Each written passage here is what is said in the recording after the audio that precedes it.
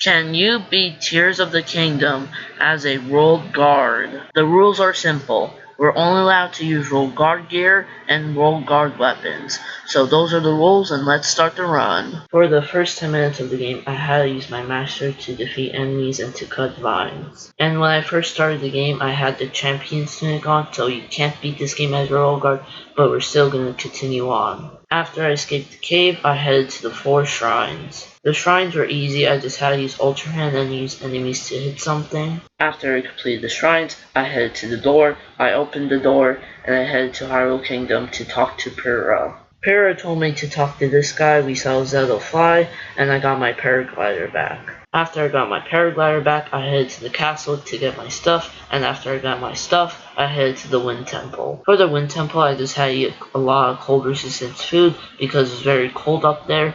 So when I got higher, it got colder, so I had to eat a lot of food that was affecting the cold, and I defeated the boss in a few minutes, and I got my heart container, and I headed to the Fire Temple. For the Fire Temple, I just had to drink a lot of heat resistance drinks because it's very hot under Death Mountain, and I headed to the Fire Temple that was under Death Mountain, and I defeated the boss in a few minutes. I got my heart container, and I headed to the Water Temple next. For the Water Temple, I just had to make a lot of flying machines because I had to climb up these waterfalls. I didn't have the Zora armor on, so I had to make these flying machines. When I got to the Water Temple, I just had to make a lot of floating platforms because there were big gaps I couldn't jump through, so I just used floating platforms, and I defeated the boss in a few minutes. I got my heart container, and I was ready to defeat Ganondorf, but I had to do my items first, so I did my items. I was ready to fight Ganondorf.